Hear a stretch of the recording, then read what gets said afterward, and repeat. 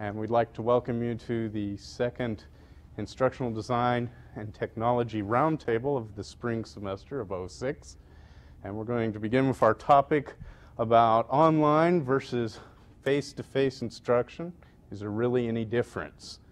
We're going to do things a little differently this time around before we begin, just to kind of give you all a heads up.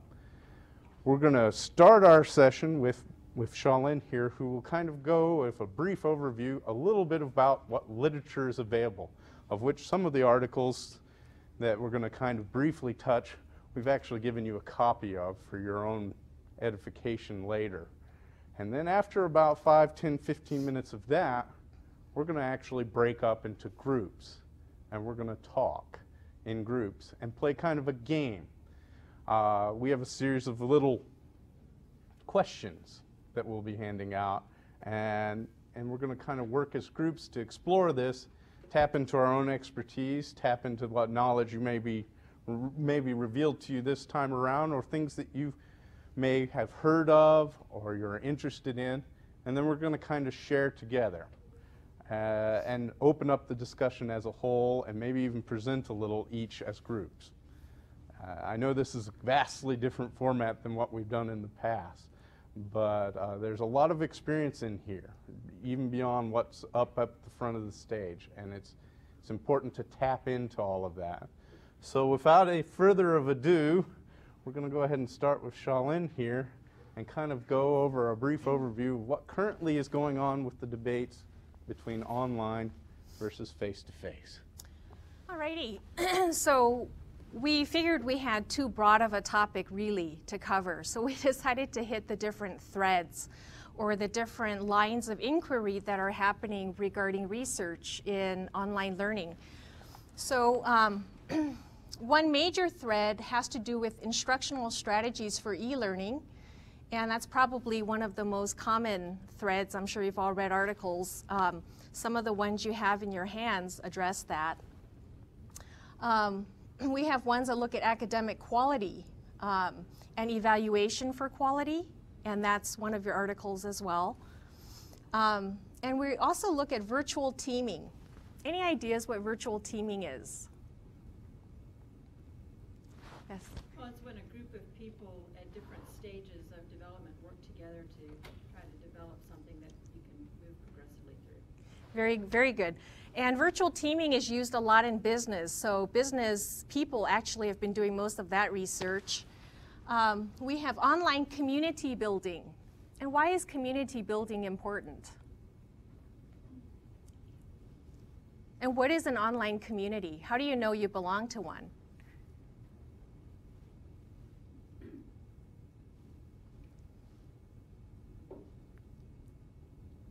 No ideas on that? I'll call on Ben, my plan. Being part of a community is largely a point of view. It's perspective. You feel like you're a part of the community, and then by nature, having that feeling, you are in a sense part of that community.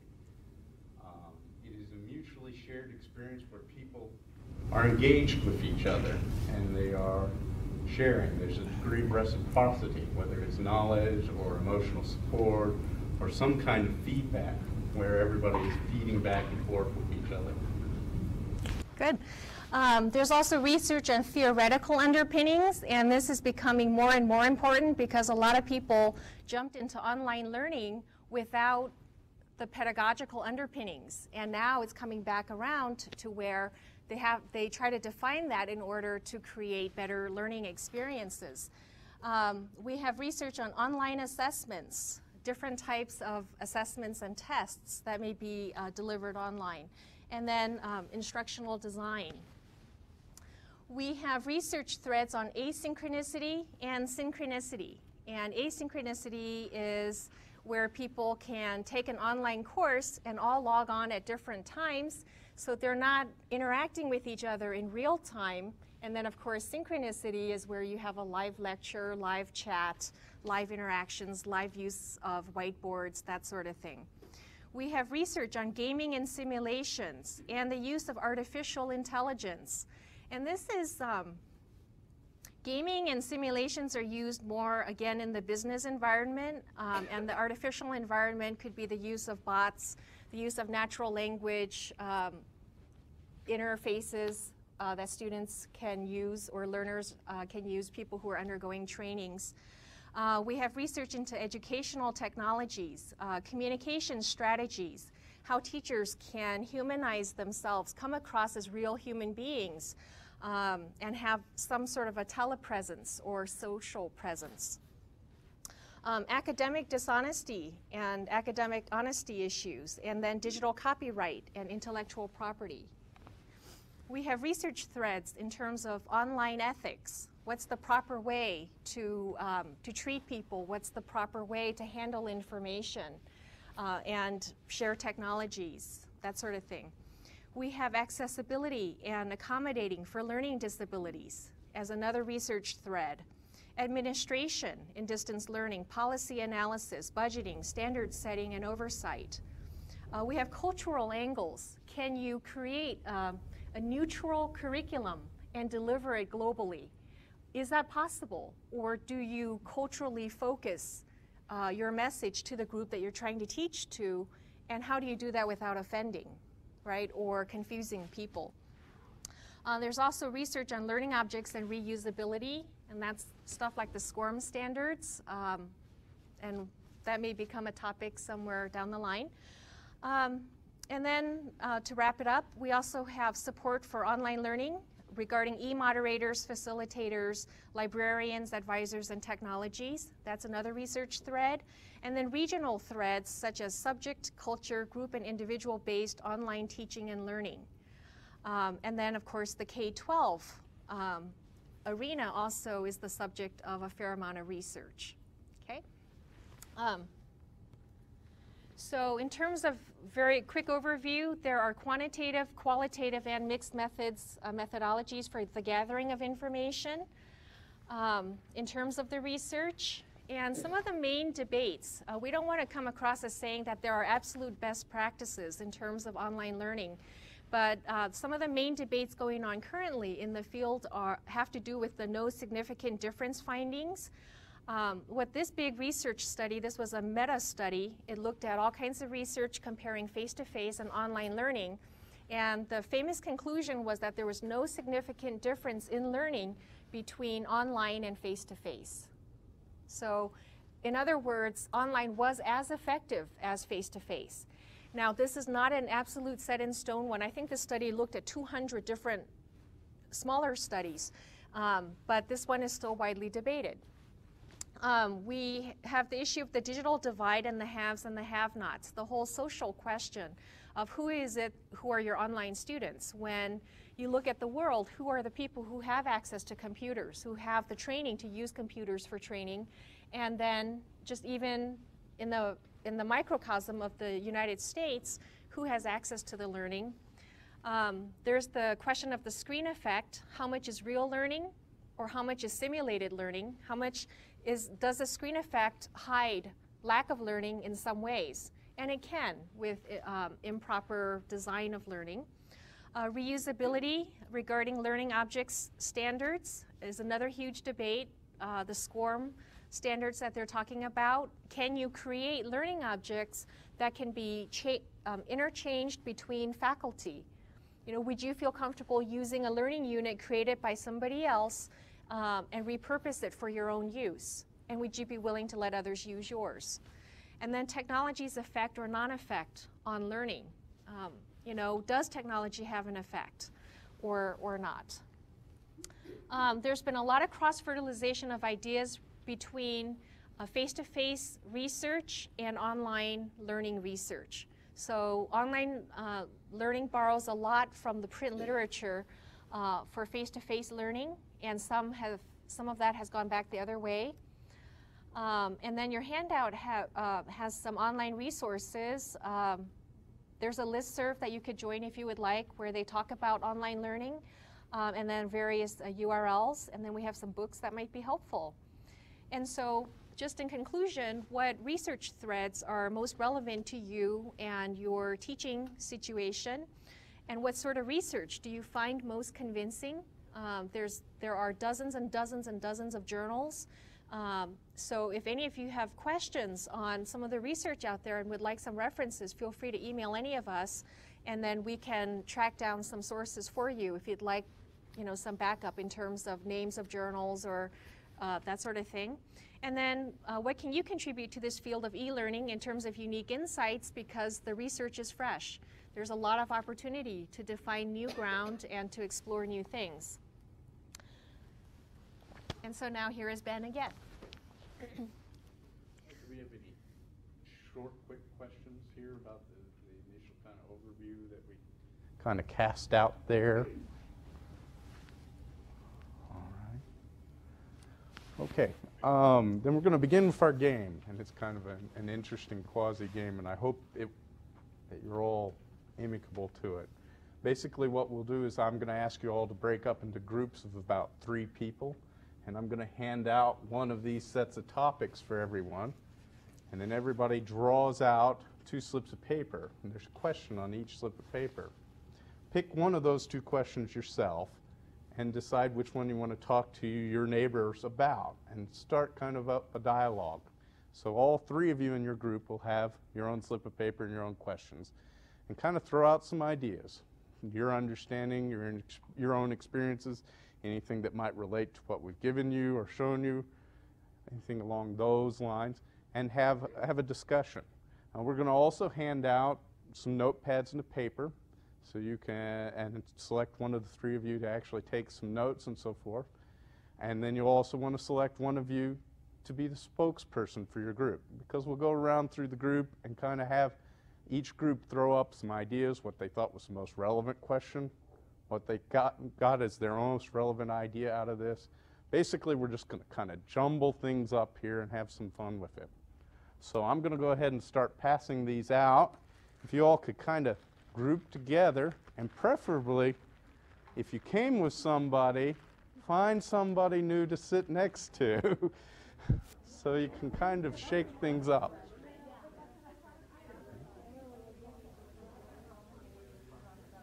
Okay, we'll be starting here in just a moment or 2 if everybody's okay. Do we need more time?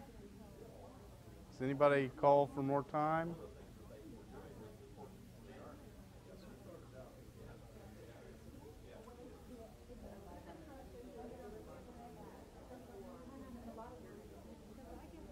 Sorry, we're not done yet. Oh, okay, that's fine, that's fine. Just give a couple more moments to wrap up.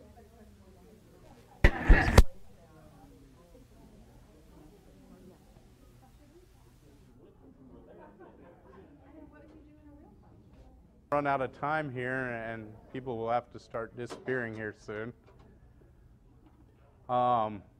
Is there a particular group that wishes to volunteer at first real quickly to share their thoughts, their questions, their insights? Anybody have a burning desire here? Okay. Shasha, come join that group real quick.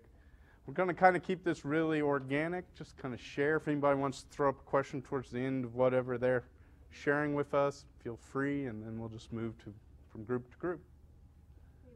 We dealt with 3 questions. The first one was, what efficiencies have you discovered in teaching online?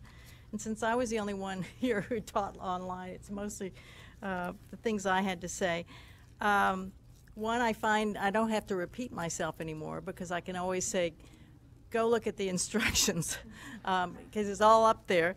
Another is, we cut down on traveling time, time looking for parking spaces and everything, and students coming in from an hour off campus and trying to find a place to park late at night in the icy winter months. So I think it's more efficient to teach online for that reason. I can reuse material. The first time I teach a course, it's not efficient because it takes so much more time to create it.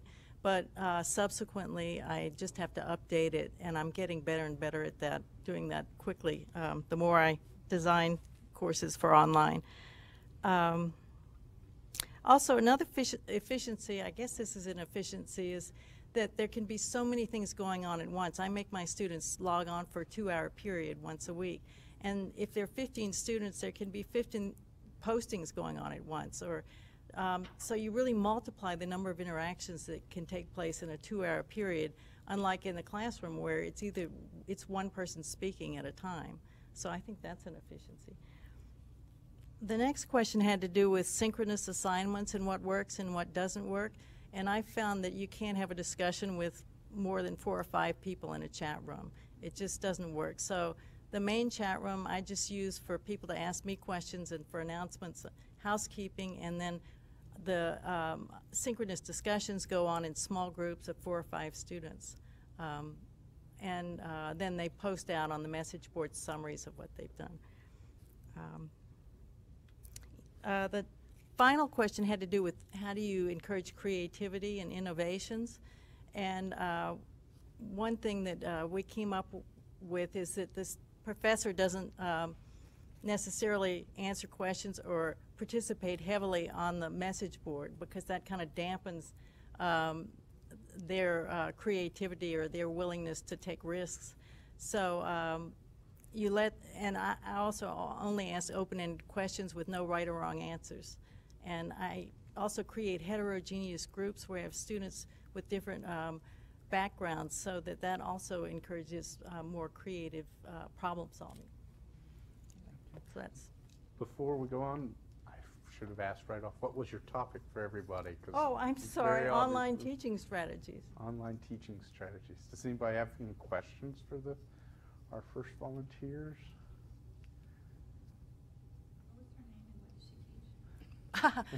My name is Anne Murray, and I teach child development, infant development, and the assessment of young children online. Okay. I have a question. Once you form the group, what's the elements or what's the factors you are considered to form? When I form the groups, I try and make them heterogeneous, and we have students in different majors like early childhood and marriage and family therapy and lifespan human development. So I try and make sure that I have a mix of those different people in the group so that they can each contribute their kind of unique backgrounds to the discussion. Yes? Oh, on that 2-hour session, were they using the chat room? A combination. They come to class for a 2-hour period. We start in the chat room just for announcements, and then I have a list of maybe 3 or 4 activities for them to do. It varies from week to week, but then they're posting on the message board, or they're going out online and doing some research and coming back and posting, or sometimes they're having small group discussions and then posting on the message Do you board. find that more successful than, like, maybe, and I don't want to use the word requiring, but somehow getting them to post instead of in that 2-hour time frame, do it more asynchronously? Well, they do. They never finish in the 2 hours, so they have to finish before the next class period. I've never done just an asynchronous course. I guess I heard horror stories of students never following through, so I always make sure I have a time in the line schedule and say that you have to be there for these hours or else you can't take the class. And it hasn't been too, I had someone in Japan take the class and someone in the Middle East. If I had anyone in Europe, I think I'd have problems because of the time issue, but so far that hasn't been, a problem. Yeah.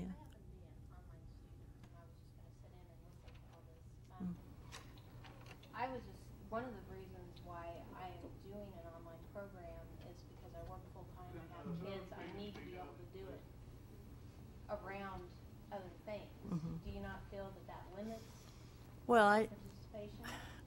it could, but it's still more convenient than making them come to campus, which is the alternative, and I always teach from 6 to 8, and mostly I have Kansas students, and gives them time to get home from work. They don't have to get a babysitter. They can be eating their dinner while they're doing this. So mostly they don't complain. Probably ought to move on to our next group if we could. Another volunteer, or I'll select a volunteer. Okay. We talked about community building online.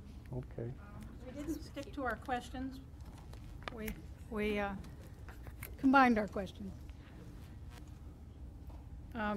spent some time on the issue of community and some time on learning styles. Okay.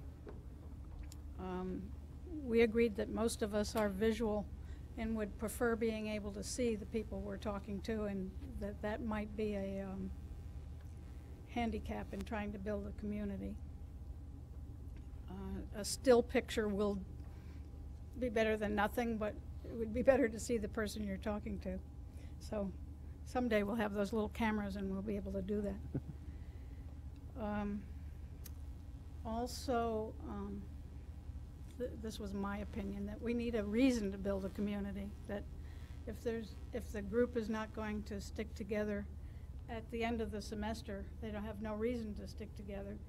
They're not going to put all that much energy into being a community during the semester. In my own course, I have them work in small groups, so they have to collaborate with 3 other people, but they don't really build a large community unless there's some other reason. And there have been cases where there was another reason, but mostly not. We dealt with some learning style issues that have to do with work style. Some people who like to wait until things are very clear before they begin to participate. Some people who are simply too busy and don't participate till the last minute. Some people who take leadership roles and start things off and they're very eager to get going and they can't stand it when nobody responds. That sort of issue. We didn't deal with cultural issues, but Bo and I have talked about those a lot over the years. If you have different cultures in the same class, you've got other kinds of style issues.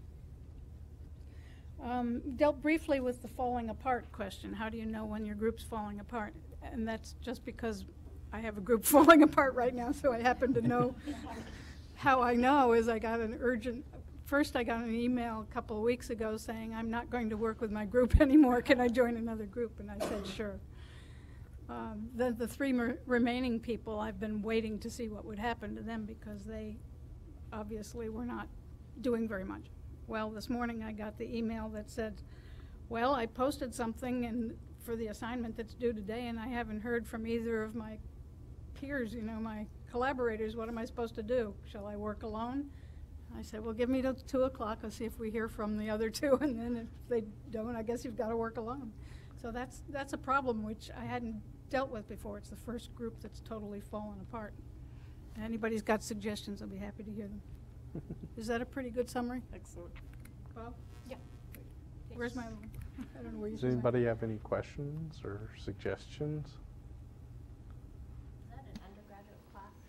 It's a master's level class with about 5 undergraduates in it and 20 master's teachers. They're all teachers or pre-service teachers. Do they get to influence the grade with their group members? Yeah. In a sense, after the project each project is over, I have them do a reflection and they have to tell who did what in the project. So if I said at the beginning, you'll get the group grade unless your group members tattle on you that you didn't do anything. So I'm about to face that. The rest of the day is being spent on grading this first project, so I'll let you know. I had a question. Diane, Yeah. it isn't your class, but Yeah. last summer I had a couple people that one of the online instructors had groups, and this lady absolutely detested it. She wanted to drop. Of course, she wanted a full refund. Yeah. She had all this stuff about how her group wasn't working well, and she was doing all the work. And you know, what do you do to those? I mean, obviously a reflection thing might be a good answer for that. I had a group last semester in which 1 student was a doctoral student, 1 was an undergraduate, and 2 were masters. And you can imagine the spread of skill and commitment to doing this project. The doctoral student felt like she was doing everything, and I got emails daily about this. And I said, you know, it's a good time to practice your teaching skills and teach the rest of your group what you understand that they're not understanding. And I had to keep saying stuff like that, and by the end, it worked. I think. But I hadn't really thought about groups falling apart, but that one definitely did. Yes, And their yeah. assignment was, I mean, the whole thing was was what part of their grade. Yeah. So that was one of her issues, that she was an A student and she didn't want to be Be held drawn back. down by her lackadaisical group. Yeah. Well, what usually happens is that one or two people will step up and finish it, and the others will ride the coattails, and that catches up with them on the final exam. So. I found it's also effective to tell the person, and usually it's one person that's causing the problem, that they, if they don't shape up, they are going to become a group of one. Right. And if you want to do all that work and your grade will reflect that, then go ahead. But I need to know, in a couple of days how you want to do that so I can inform the rest of the group members. Yeah, I'm about at that point with the one that's Yeah. fallen apart today.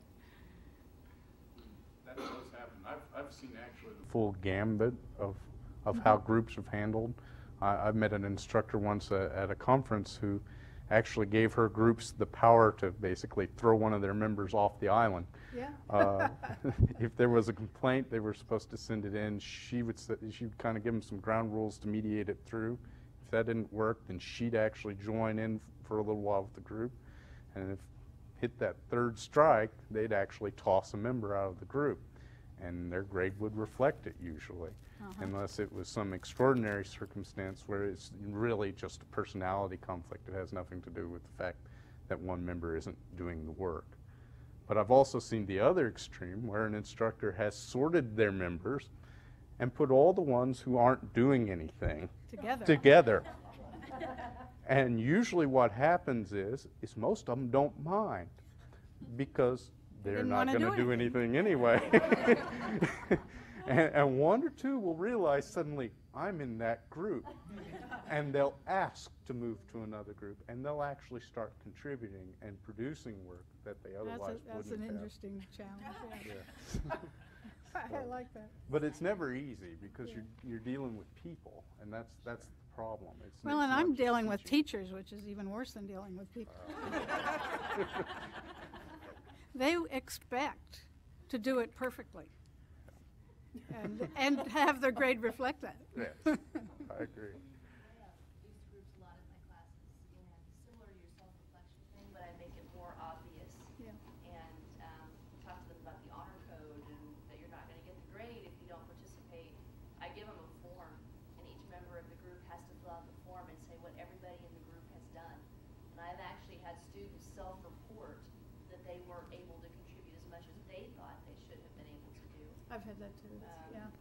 And that seems to, and usually the ones that have a group member who's not doing anything, the whole group will look really uncomfortable and say, this person's not doing anything, what do you want us to do about it? It Yep. works out. I mean, I think it You know, no and matter sometimes what- I learn that somebody had a health problem or Right. a family crisis, and we try to work around that.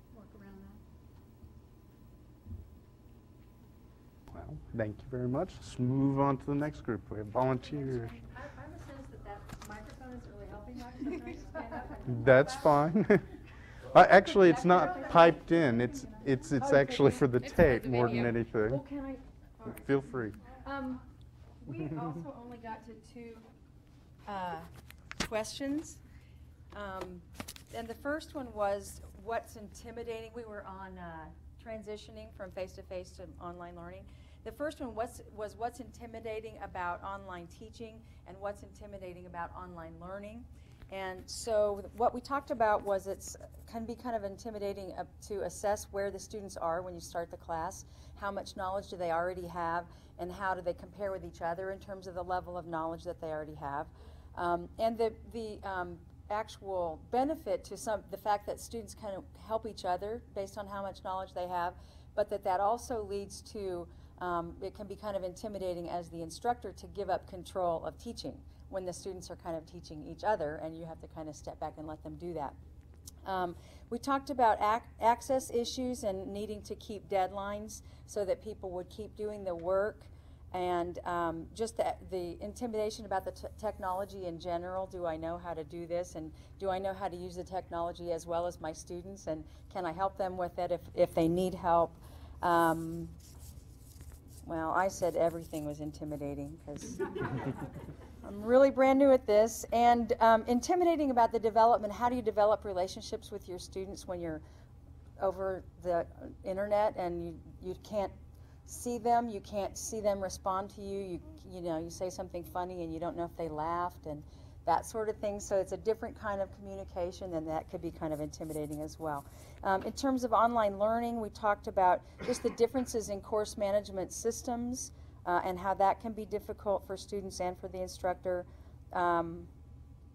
Student management, how difficult it can be for the student to kind of stay up with where they're supposed to be, so that if there aren't deadlines imposed within the course, that students might just kind of wait until the day before the end of the course and not have done anything. And that can be problematic. We talked a little bit about giving incompletes or not. So yeah, that was kind of interesting. And that it's really important for the learner to be disciplined and stay on task and not get behind, so that they don't have to ask for an incomplete. Our second question was, how would you describe your social presence or telepresence online, and how would or do people perceive you? And the only one of our team who has any experience teaching online answered all these questions for us. One is a teacher homepage where you can put up information about your picture and information about who you are, and just kind of get them to understand who you are and how you are and what you're like. Building a relationship by responding to students often and especially early on, so that they know you're there, and listening to them and doing that kind of thing, that's very important. And in the way that you respond to them. And our expert in the group says use emoticons. So when you say something funny, put a funny thing so that they know that it was supposed to be funny.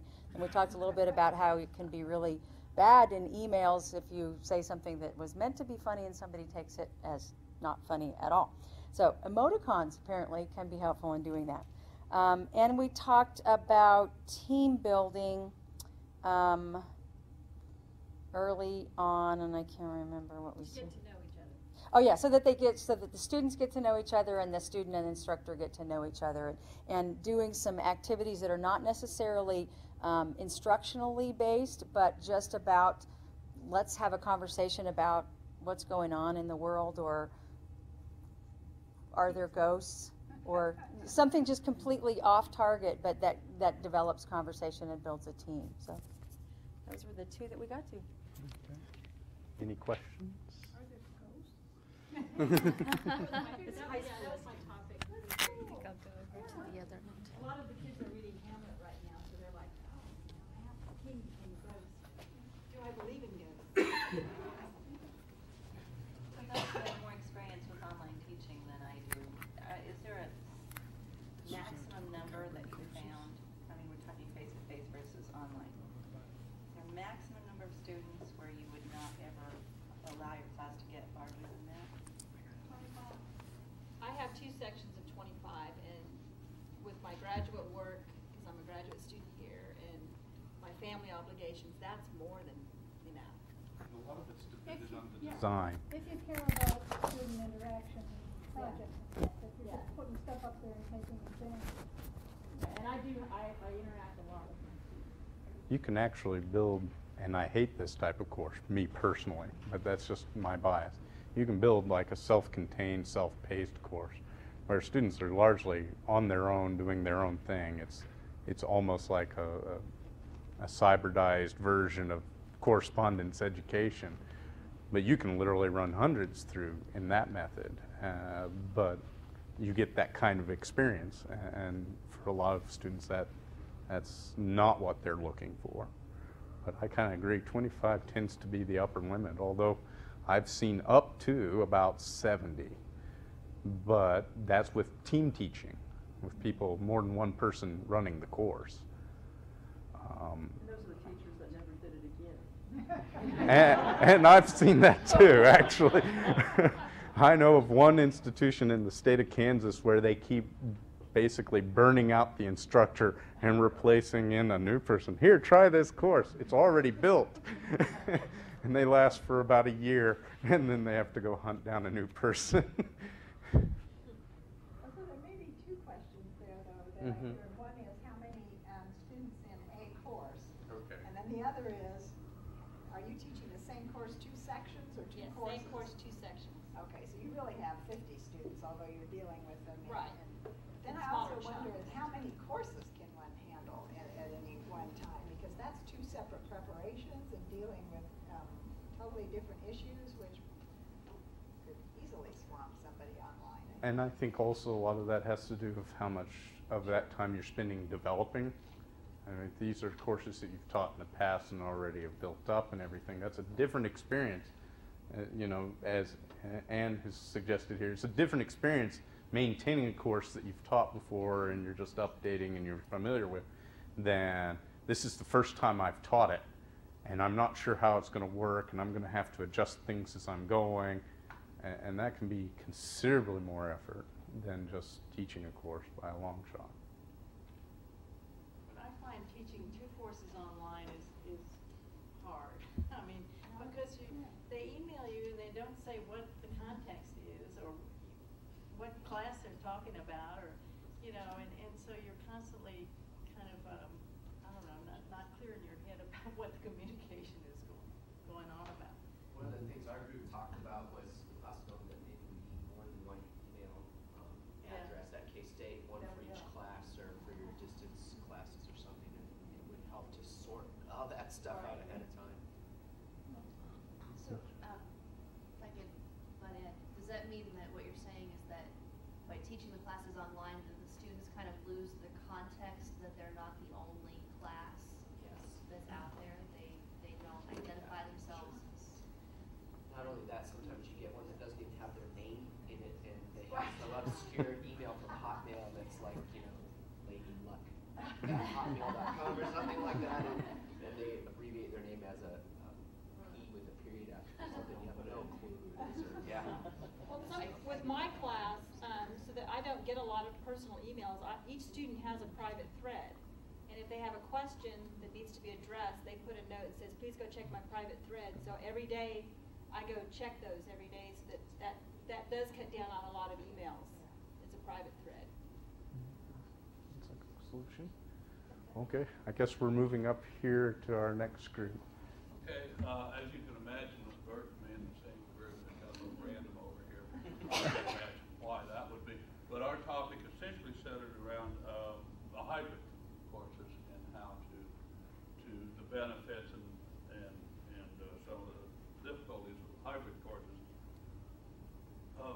Clearly, some of the benefits are the availability issues that you can have available with a different population types and different groups, and of course make it available to new audiences. And some of those audiences may be not the same audience that you would normally have. Now that's a two-sided coin. You may have people that don't have the same level of experiences, but you may have people that bring new experiences into the group that you wouldn't otherwise have. One thing I do think arose from our conversation, my group certainly welcome that, we didn't clearly define what a hybrid course were. Hybrid courses could be a variety of technologies, but within the technology, or they could be hybrid between face-to-face and technology and that variety, and we didn't clearly have a definition of how we were dealing with that. Some of the critical elements in there are the questions, and I think Anne's referred to some of these other people have, is synchronicity versus asynchronicity, and how you're going to deal with those kinds of issues. Students sometimes don't get the same thing. If you think about on ground, I will say hybrid courses that have a distance component.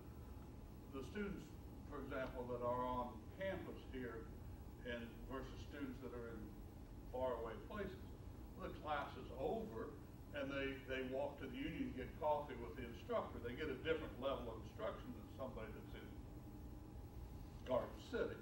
Or they socialize, they meet them today, that they can do the advising things as they walk across campus, and there's a different level there. And sometimes you don't have the same levels in there.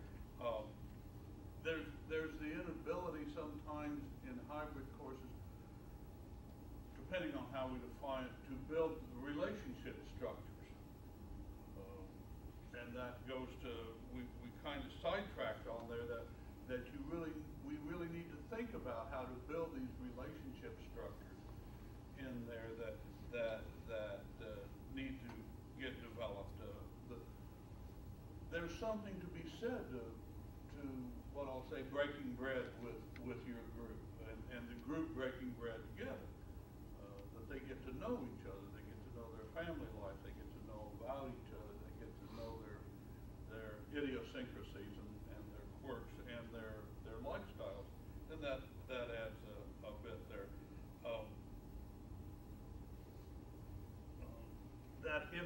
And Bert brought this up, I think, is a point that Bert brought up well, that there's a point to having the get together early on in a hybrid course, not late on in the hybrid course.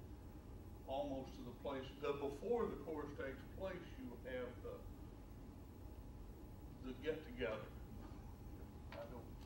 Bert, you want to try and say that better than I did? Well, we were talking about several examples of courses where part of the course of an otherwise distance learning course brings everyone involved in that course to the campus or to a center for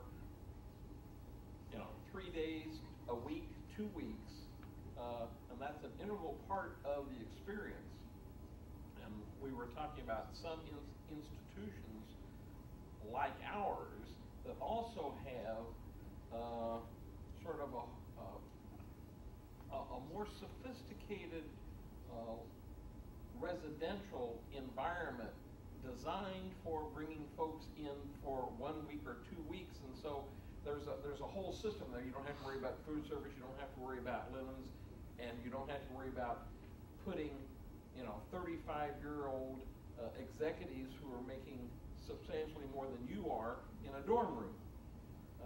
The universities create these kinds of environments so that the courses can be scheduled into those facilities to precisely create the kind of experience that we were talking about, and that some of this got started by the comment that should you offer a degree, a master's degree or a doctorate degree, without having any on-campus experience? And you talked about an example. Yeah, well, how are we going to deal? And I've had students in online courses that have come to a master's defense that I've never met, and it just drives me nuts. I somehow feel badly about it. And what do? I've had students that were in online courses that were hybrid in the sense that we both had a video component and a web discussion component, but they were in Hong Kong, and other than meeting them video-wise, I never met them.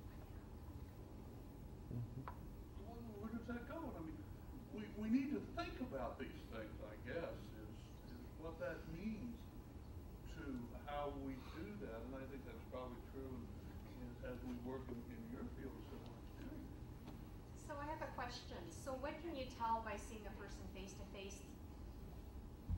What can I? Like, what do we infer when we see a person face-to-face? Because you're more comfortable with somebody if you feel like, okay, they're there in front of you, they're embodied versus disembodied.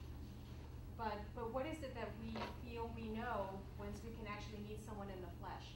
Well, I think you develop something that you know them as not just the instructor, but as a person, and you know them as not just a student, but as a person. And I think that's you create a whole vision of them.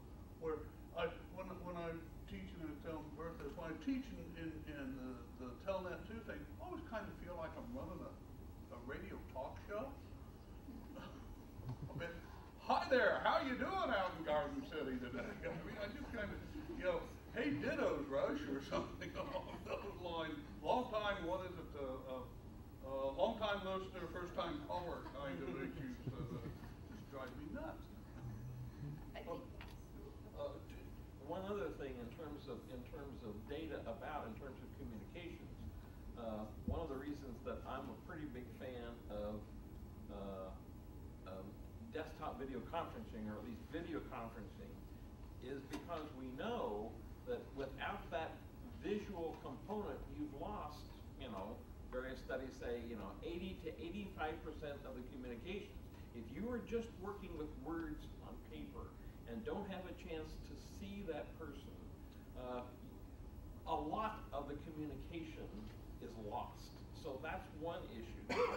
And the second issue is the fact that I think focus on a course content can strip out the social element of the interactions that those of us who have been involved in this kind of a university sort of take as second nature. I one time was at a workshop, I'm trying to think, he just passed, Lenny on Law and Order, he just passed away. The actor that did Lenny on Law and Order. I've lost it anyway. Orbaugh. But somebody asked him the difference between, Jerry Orbaugh. Yeah, thank you. Asked him the difference between working on Broadway and working in front of a TV camera. And he said, in Broadway work, he got to work with the audience. And he got to work with his audience and see where his audience was going, even though he was doing stage production, had lines, but he could see where the audience was going as he worked on Broadway.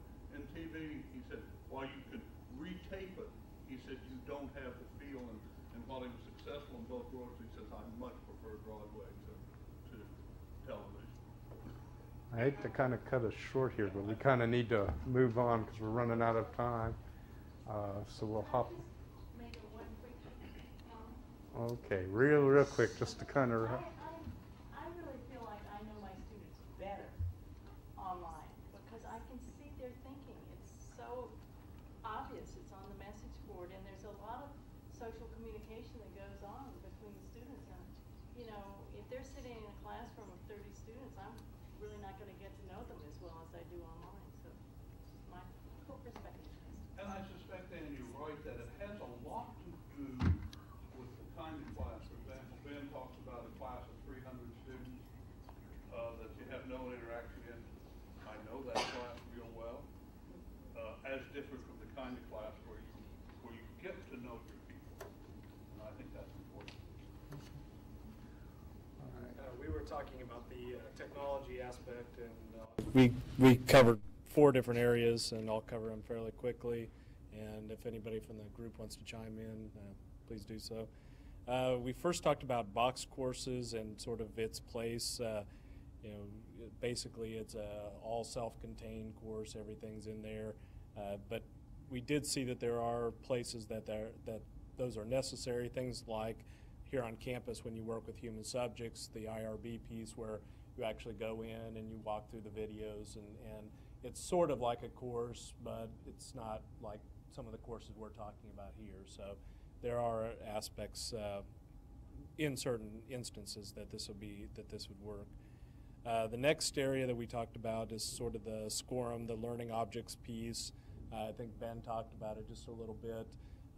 I know Roger had talked about some, especially his experiences from New Zealand. You were talking about that the way they set it up is they kind of set it up by committee, group set this up, and then that's kind of how it runs through the rest of the semester.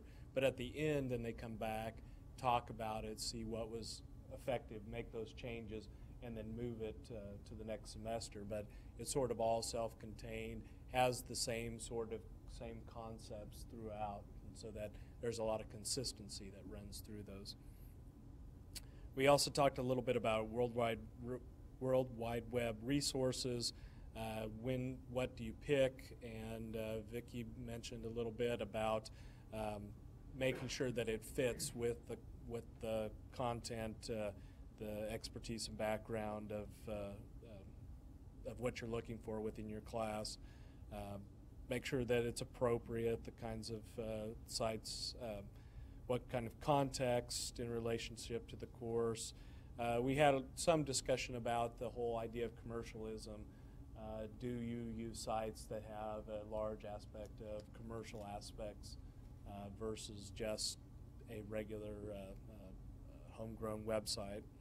And also depending on what kind of site, are you just doing this for reading, or are you trying to get something out of it, trying to pull something out? The last piece that we talked about, somebody had mentioned about intimidating aspects with courses. Ours was intimidating aspects of the technology. One that we really hit upon first was learning the technology. You know, that seems to be very intimidating, just getting to that. A big one is always the possibility of the technology failing. I think that's always a concern. Making sure that it's organized in some fashion, that there's some sort of lack of control, and I think that that has to do with a lot of the technology, that you're losing some of that control aspect. And then last that we talked about is that always-on mentality, the 24/7, that as in online, if somebody's up at 3 o'clock in the morning and sends you an email, they assume that you're there, sitting there, waiting for that email to come so that you can respond to it. Anything else from the committee? Okay. Unless somebody has a real heavy question for this, we probably ought to move on to the last group, because we're running desperately close to our time. Hey, I can fix this. We had one of those discussions that instead of picking questions, what we did is we had a pretty good discussion, and then we went through and found out the questions that the discussion fit. So talk about random. This is it. We had online communications, and the group up there that Bert is in talked a lot about this. The difference being that most of our conversations were obviously not around hybrid courses, but pretty much asynchronous courses, which, and with no group meeting, at the front, like Bert was talking about, we felt like it was pretty important that people put at least have them put a bio out there as a student, so that people can read about them. The same thing with the instructor. I personally am not a big favor of pictures, only because pictures sometimes bring out biases that we didn't know was there and may not know that they're there even then. And I don't, the only reason I think pictures are good is when you have a hybrid course and you want to know what name that person goes by in the classroom. And so you go out and look at their picture then. But as far as online, I'm not certain that pictures are a good thing. We started talking about, we feel like the human aspect should always be there. And I think that probably comes from the interaction that goes on. Everybody starts seeing that there's human beings there, rather than, I know I made the statement that a lot of times on message boards, you can tell when a person, that's their first time on a online course, because they've either researched or they've written their response in Word and got it wordsmithed out till it was exactly right, and then pasted it in there.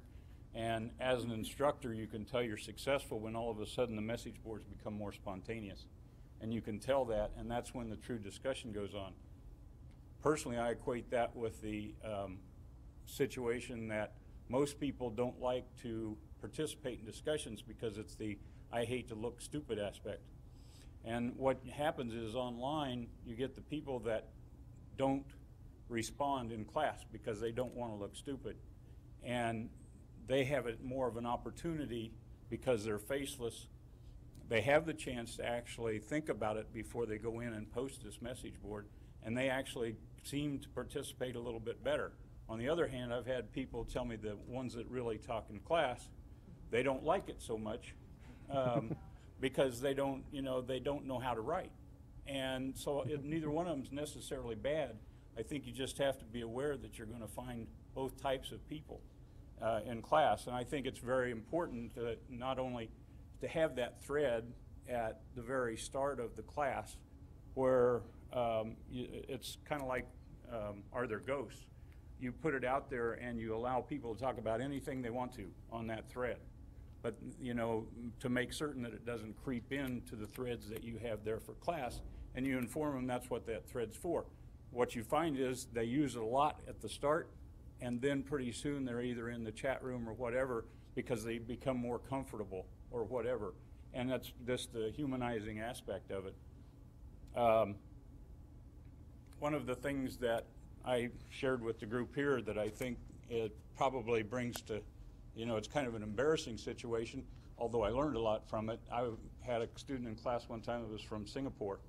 And in the fact, and I appreciated the thought about the emoticons, except in emoticon you have to know you're trying to be funny. And there was a time when this woman from Singapore was trying to express her appreciation for something I did. I don't know exactly what it was, and trying to make light of the conversation we were having. I told her that, you know, not everybody appreciates me that much for a lot of different things, but one thing I'm always sure of is I have a yellow lab that I rub behind the ears and that she gives me kisses for that. And I didn't hear from this woman for about 3 or 4 days. And then I finally got an email from her that she said that she had talked to her husband and that she had to apologize to me because he explained to her the yellow lab was a dog, and she thought it was my Oriental lab assistant. Now, you talk about something that sets you back on your heels a little bit. So I think that you have to remember that they can't see body language, they can't see facial expressions. The cultural aspect of this comes into play, and it's one of those things that you have to be very careful about how you try to lighten up the moment because it may not be taken in quite the way that you thought about. And in interest of time, does anybody have anything else? Okay. Well, I think we're pretty much at the very limits of our time, probably even a minute or two over. I appreciate you all participating. This was very much a different session than our usual format. I do believe we have is that the end of our show right here? And so the next one, we're going to have a presentation on blogs.